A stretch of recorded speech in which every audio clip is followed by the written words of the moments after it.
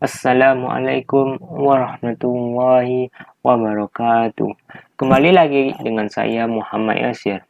Baik, pada video kali ini saya akan menjelaskan apa tanda kecil part 3 ya sahabat Al-Quran. Setelah sahabat Al-Quran mengetahui apa itu tanda waqaf dan tanda wasal serta contoh dari tanda wasal, kita langsung ke pembagian tanda waqaf dan contoh tanda waqaf ya sahabat Al-Quran. Secara umum, tanda wakaf dibagi menjadi 4 kategori ya sahabat Al-Quran.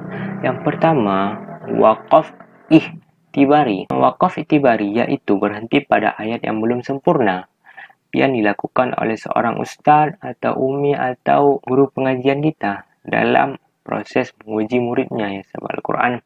Hal ini hukumnya boleh. Lalu yang kedua sahabat Al-Quran, wakaf intizari, yaitu berhenti pada ayat yang belum sempurna yang dilakukan khusus dalam proses belajar mengajar Al-Quran ya sahabat Al-Quran. Hal ini dilakukan dalam rangka untuk menguasai cara membacanya dan hukumnya boleh ya sahabat Al-Quran.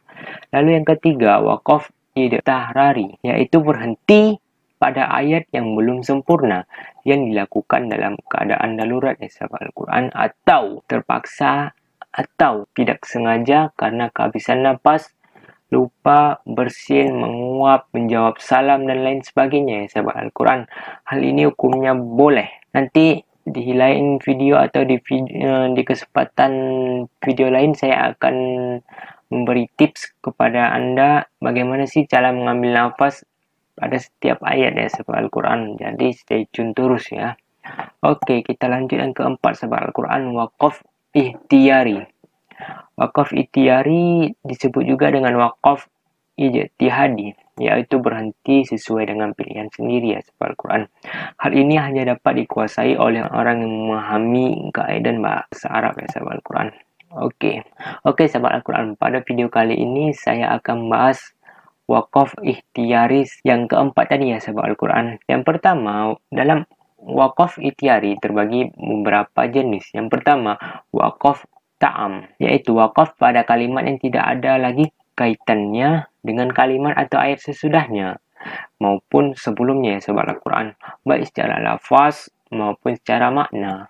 Wakaf ta'am biasanya terjadi pada akhir ayat atau akhir kisah. Dengan demikian, lanjutan ayat pun menjelaskan suatu keterangan atau kisah yang baru yang tidak lagi berkaitan secara lafaz maupun secara makna. Merupakan hal yang baik atau sempurna apabila seorang pembaca atau qari atau sahabat Al-Quran memilih untuk berhenti pada wakaf ta'am.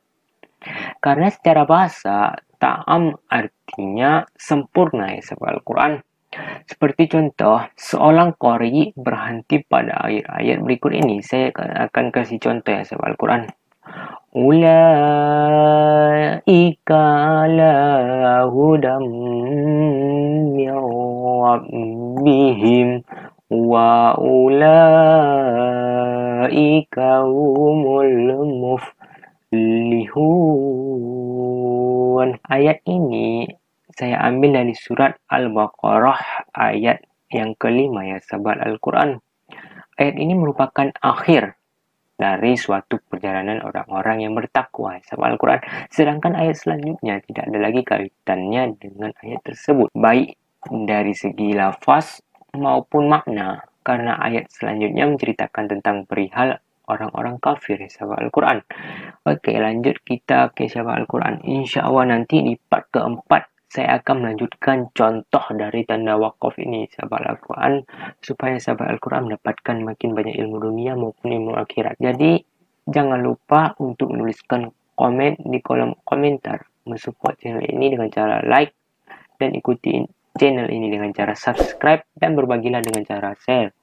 Terima kasih atas kelapangan waktu sahabat Al-Quran. Saya ucapkan terima kasih. Saya Muhammad Yasir pamit undur diri, dan saya minta maaf kalau ada keliruan kata atau kesalahan kata ya sahabat Al-Quran.